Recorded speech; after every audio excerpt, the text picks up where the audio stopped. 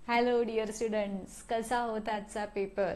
आणि मी सांगितलेल्याप्रमाणे सेमीचा पेपर बघून गेला होतात ना, स्पेशली रायटिंग स्किलवाला पार्ट.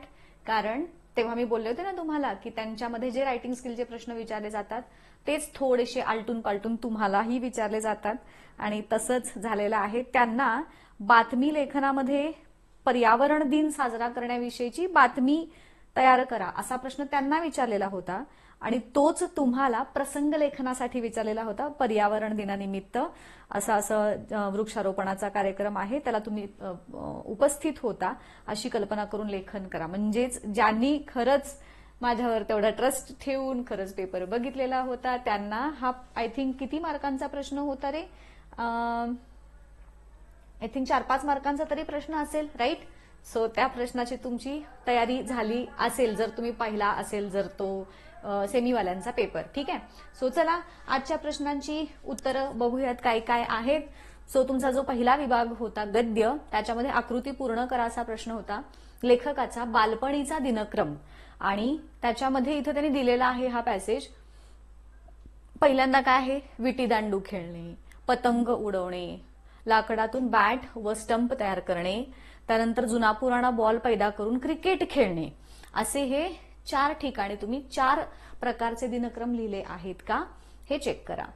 त्यानंतर ह्या चूक की बरोबरचं आहे? बरोबर, चूक, चूक आणि बरोबर हा सिक्वेन्स आहे. बिकॉज इथे जे लेखकाचा जन्म आहे तो मुंबईत नसून पुण्यात झालेला असा इथं आहे, होय की नाही? आणि नेक्स्ट वाला जे चुकीचं आहे ते लेखकाचे वडील बँकेमध्ये तुटपुंजा पगारावर होते का, तर पोलीस खात्यामध्ये होते. सो ह्या पद्धतीचे हे चूक बरोबर कसं आहे? बरोबर, चूक, चूक आणि बरोबर. त्यानंतर स्वमत वगैरे मी हे प्रश्न दिले नाहीत बिकॉज त्याची उत्तर तुमच्याकडे असतात. जे बरेचदा मुलांना प्रश्न असतात की मी ह्याचं हे लिहिलंय तर ते बरोबर आहे का. सो तेवढेच प्रश्न मी आज इन्क्लूड केलेले आहेत. जास्त व्हिडिओ लेंदी केलेला नाही आहे तेवढ्यासाठी. आकृती पूर्ण करा हा आहे. दादासाहेबांचे व्यक्तिमत्वाची वैशिष्ट्य इथं दिलेली आहेत बघा. पहिल्या ह्याच्यात तुम्ही लिहाल उंच सडसडीत देहयष्टी. त्यानंतर दुसऱ्या ह्याच्यामध्ये तुम्ही लिहाल असंच हे आखायचं, आखलंय ना असं. आणि मग इथं पहिल्यांदा उंच सडसडीत देहयष्टी येईल, त्याच्यानंतर तेजपुंज चेहरा येईल, गौरवर्ण येईल, पांढरे स्वच्छ धोतर व त्यावर बंद गळ्याचा कोट आणि डोक्याला केसरी फेटा, असे तुम्ही कोणतेही 4 या पद्धतीनं तुम्ही लिहिणार. त्यानंतर उतारात आलेले सणाचे नाव आहे संक्रांत. रामाला सेतुबंधनासाठी मदत करणारी नुसती खार लिहिलं किंवा छोटीशी खार असं एक तिथं दिलेलं आहे. सो तुम्ही खार किंवा छोटीशी खार असं दोन्ही लिहिलं तरी चालेल.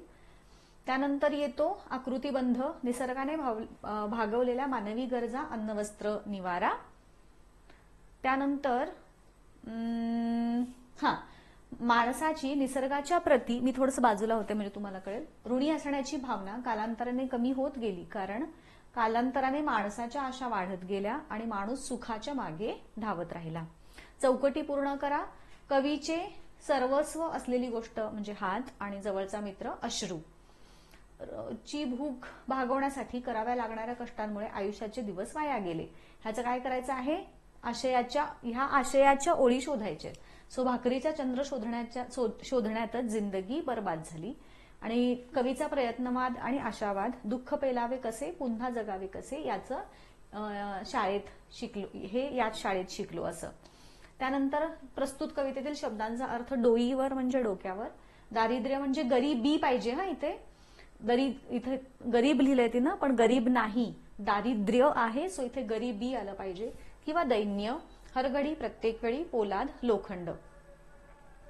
त्यानंतर पुढचं येतं हे तुम्हाला माहितीच आहे, हे सगळं असतंच तुमच्या ह्याच्यामध्ये. कवी आहेत संत एकनाथ महाराज.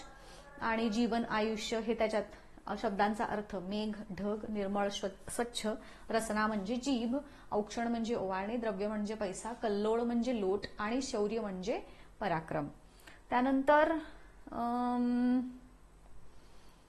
नेक्स्ट वाक्यांचा प्रकार ओळखा. पहिला प्रकार काय आहे? सुश्रुत. ओळखलंच मला? क्वेश्चन आहे. सो प्रश्नार्थी वाक्य. सकाळची वेळ अभ्यासाला योग्य असते. विधानार्थी वाक्य.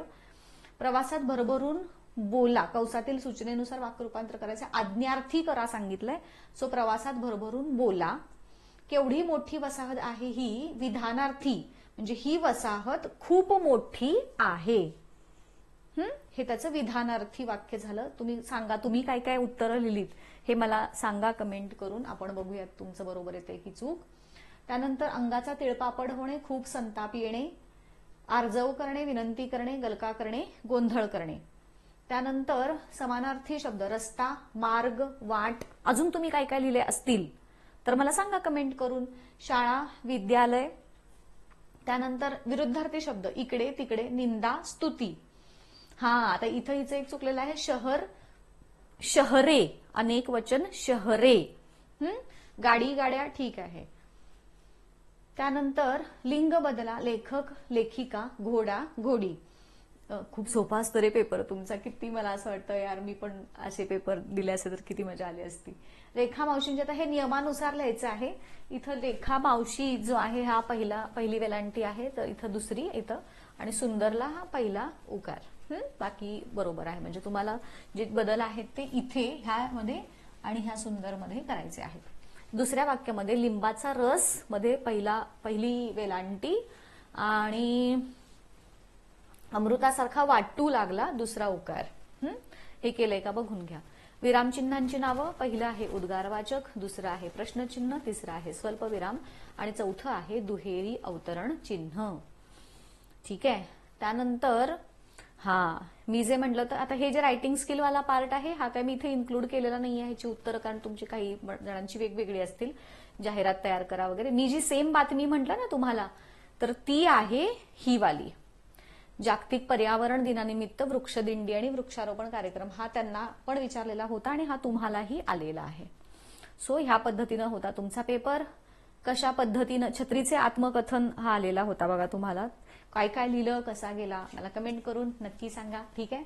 आता पुढच्या पेपरच्या तयारीला लागूयात. जे झालं ते झालं. फार विचार करू नका किती मार्क मिळणार. तुम्ही आता तुमचा परफॉर्मन्स देऊन आलेला आहात. सो बाकीचं सोडून द्यायचं. आता काहीतरी आता आपण बदल तरी करू शकत नाही. गेला तो पेपर, होय की नाही. सो जास्त विचार करत बसू नका. पुढच्या पेपरच्या तयारीला लागा. All the best. थँक्यू.